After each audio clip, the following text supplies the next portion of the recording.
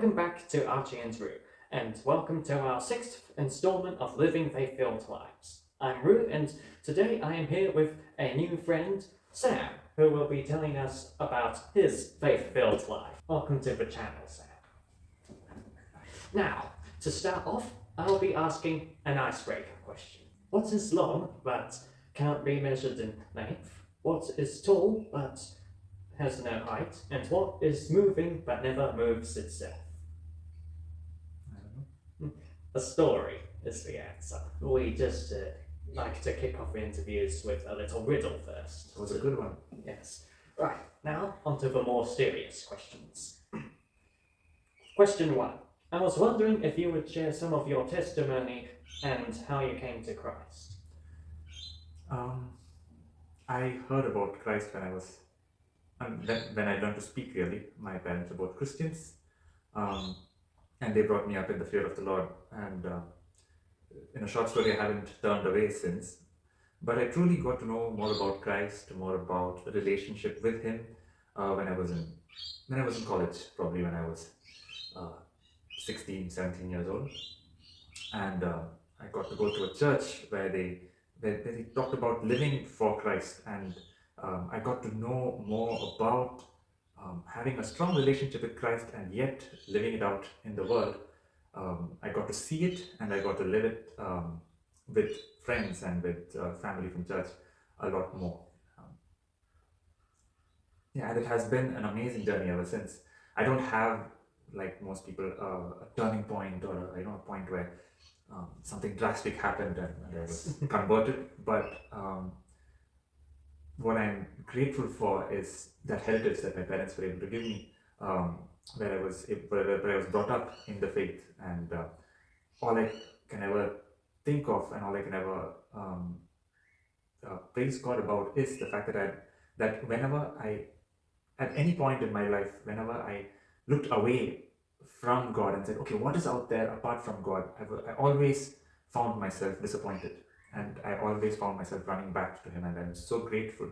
It is purely because of His grace that I am that way still. Yes, that's a very good testimony. And people, like as you were saying, often wish they had a testimony where there's that sudden turning point, but in reality, any testimony is a good one about how a sinner came to know Christ. Right, so, second question. Can you please share one of the most surprising experiences you have had as a Christian? I've had many. The most recent one as a Christian was when Elijah was born. Elijah is my son. He is now 4 months old. He was born in India, in a hospital where things are very different there, to put it simply. So what happened was, we looked for hospitals around to say, okay, which is a good hospital for Esther, my wife, and this is a good hospital for Elijah to be born. And we looked around. There was one that was close to us, and we prayed about it, and we said, okay, this is the hospital that we should go to. It wasn't the best hospital, it wasn't the fanciest hospital, it was a hospital. And what had happened was 2 weeks before Elijah was supposed to come out, we had to rush to the hospital because Esther wasn't feeling comfortable. And we ran to the hospital, and they admitted her immediately. And unlike how it happens here, the husband or anybody no one is allowed to see the mother while she is in the labor room. And she was in the labor room for 2 days. Oh, and we weren't even allowed to have cell phones to talk to each other. And it was heart-wrenching for me, because I was concerned because of the way it was. I was so concerned that something might happen to her. And that was something that made me really worried and anxious. And there were people that I was asking for prayer. They were saying, "Oh, you shouldn't have gone to that hospital. And they're doing it wrong. They're not taking care of her well." And then I started questioning myself: was this the right hospital for Esther? What if something happens? How am I going to explain myself for this decision? And it really disturbed me, and I prayed, and because anything can happen. And she's on watch 24/7. So I was up all night, walking, pacing the halls of the hospital. And at that time, when I was almost at the end of my tether, God spoke to me and said, "So what if she was put in this hospital? What are you going to say if something does happen to Esther? Imagine if something does happen to Esther. Would you say it was because you put her in this hospital, or was it because you moved to this city, or was it because of something else, or was it because you married her that she died? What is the reason?" And what God told me at that point was, it's not your decisions. It is not these decisions that matter. It is I who take care. It is I who am the God of your past, I am the God of your present, and I am the God of your future. And I am the God of Esther, and I am taking care of it. And when I heard that, that immense relief that came over me was amazing. And so when anyone questioned me, I was able to say, God is in control. We may have made mistakes, but God is in control. And in the most beautiful way, in His time, Elijah was born. He did go through a period of separation where he was in the NICU for a while, and that made us worry. But even in our worry, I was able to come, and Esther was able to come to me. I was able to tell her and comfort her and tell her that God is in control. And I was able to tell her what I had been through. And together, even as we waited for Elijah, even as we waited to come to Australia, we were able to just allow God to just take us. And the peace that we felt ever since, I just can't describe it. And it's something that I did not expect to happen, and I think that is something that's surprising about my journey with Christ. Yes, that was a moving story. Now, we all face difficult times in life, so question 3. Could you please share a difficulty you have experienced and how this has helped to shape your faith in Christ? So when I was, let me think, when I was 23 years old, I used to work in a mission hospital, in a HIV care center, and it was my first job after college, after university, and I was excited to be a part of it. I was very new. I was trying to do everything, and it had been hard. It's not a piece of cake job. It's a job with there's not much pay. There's a lot of hardship, but because I was young and because I was excited for the Lord, I wanted to do my best, and I was growing, and I was getting to do more and more for the organization. And that really excited me, and I wanted to. And there was a point I still remember when I showed my parents my calendar. I said, "See, I'll be traveling here for the next week, and after that I'm going there, and after that I'm going there. I'm going to do this. I'm going to do that." I was so excited because of all the work that was coming my way, and I felt so glad that I was able to do so much for God at that point in time.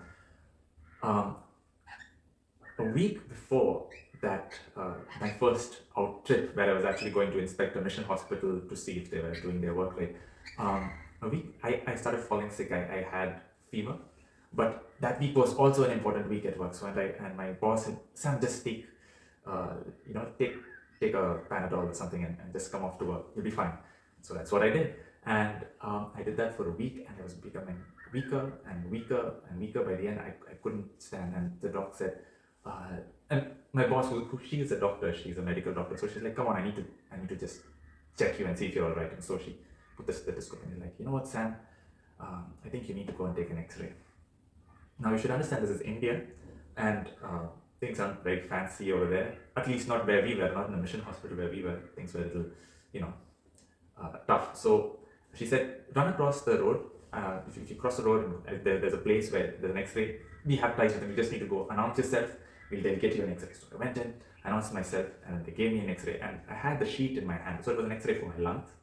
So I had the X-ray sheet in my hand, and the guy just gave it to me. Usually I don't give it to you, Sam, but because you're part of this hospital and the doctor asked for it urgently, hold this with the tip of your finger, and as you walk towards your hospital, it'll develop.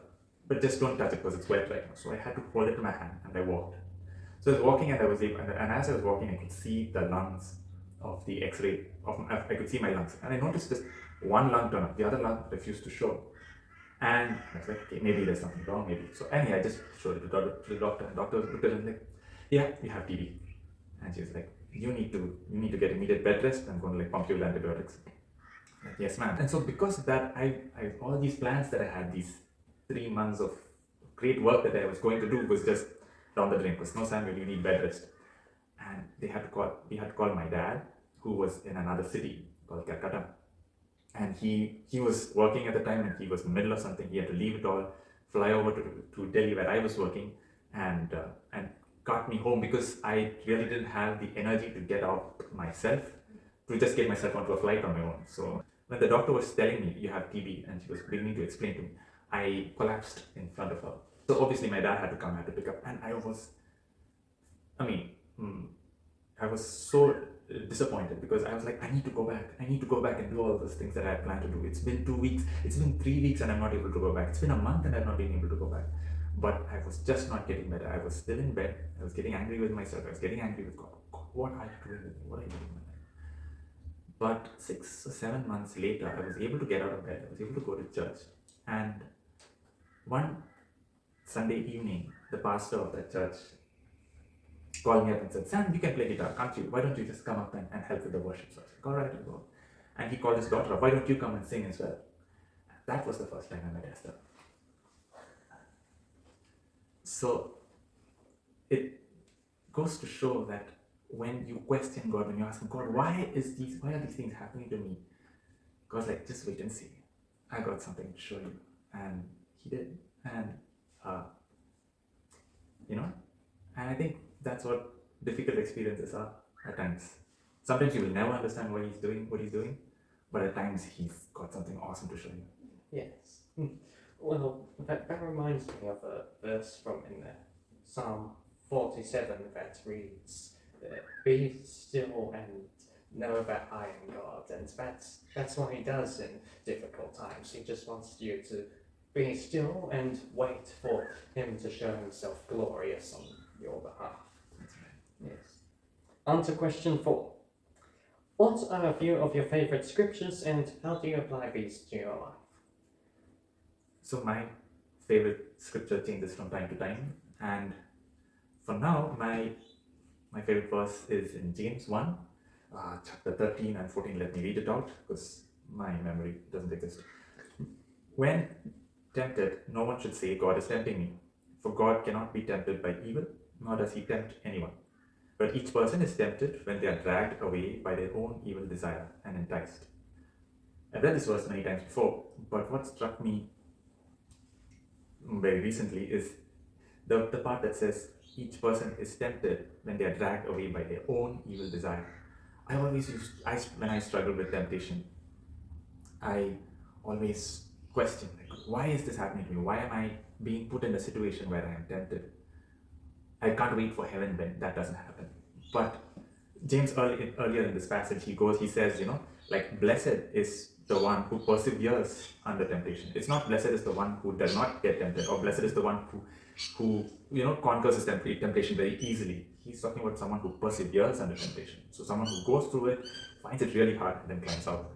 That is the one who is blessed. And I thought, interesting.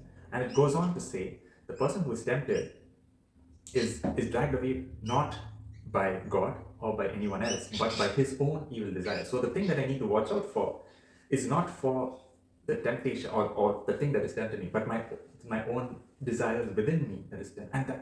And that sort of opened turned the light bulb on in my head to say, oh yeah, that is what I should be watching out for. It is me. It is my own sin that I need to put before God. It is my own desire that I need to put before God and say, God, I need my desire for you to be bigger than my desire for that.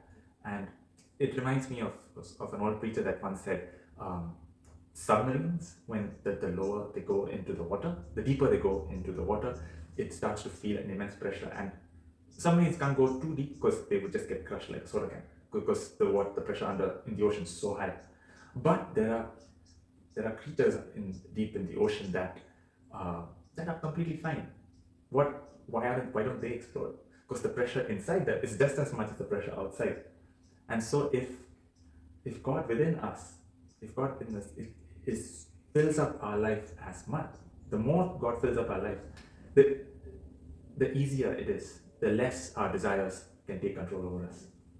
And that is something that I found, and that is something that has excited me in these past few weeks, and that's why this verse is my favorite verse. Yes, that's a very good comparison with the preachers of the deed. Question 5. Who has been your biggest influence in your walk with Christ, and can you give one practical example of how they have helped you? The biggest influence in my walk with Christ would be my dad.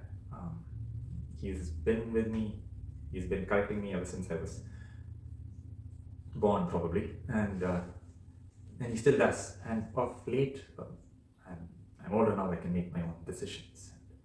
I can, I run a family of my own.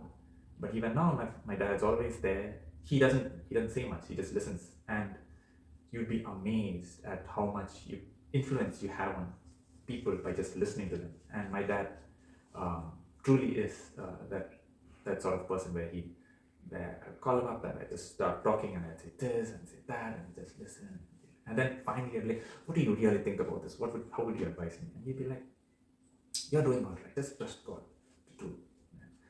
And that, just a little bit of listening and a little bit of encouragement goes a long way. And it's something that I really look forward to when I have talks with my dad. Yes, that's a very good example. Yeah. Yes. Your father sounds like a good man. Okay, question 6. If you could give people listening one piece of advice for their walk with the Lord, what would it be? I would, as you've heard from my stories, and using your own Bible verse, Psalm 47, be still and know that I am Lord. Through the storms of life, or maybe you're just waiting for God to tell you where to go. You're not sure what life is, what you need to do next. Just wait and try and draw close to Him. Those times are really precious because, and I would say I think those times are more important than the times you find yourself running around trying to do one thing after the other. But those times where you suddenly find a loss of, I don't know what to do now with my time, or I don't know what to do now with my life. Those are times when there are opportunities where you can truly draw close to God and learn from Him and get recharged for whatever He is planning for you next. Because He has a plan for you, I'm sure of that. I couldn't agree with you more there. And now, Sam, a bonus question. What song of worship would you recommend to believers, and which is your favorite? Yeah, my favorite song, like my favorite verse, changes with the times. If we have another interview, you can ask me the same question and I will come up with a different song. A song that we sang quite recently it's called Yield Not to Temptation, for yielding is sin. Each victory will help you, some other to win. I'm not sure if it's a familiar song to you, but it's an old song from, I believe, from the Songs and Solos book or from the Golden Bells book, I don't know, but it's an old song. But it's a song that kids used to sing before they went to bed or at assembly in Christian boarding schools. It's a very simple song that basically talks about how James 1, right? How in times of temptation, ask the Savior to help you, comfort, strengthen, and keep you. He is willing to aid you. He will carry you through. That song has somehow been my favorite in this season because it's what it connects with my favorite verse at this point. Thank you for coming on the channel today, and as a gift of our appreciation, I'd like you to give you these bite-sized biographies. Thank you so much. Really appreciate it. Thanks a lot. You're welcome. That's all we have time for today. And please keep an eye out for our next installment of Living Faith-Filled Lives. God be with you, and goodbye. And it has been a blast. Did you want to fire the camera? Go ahead. Oh, okay.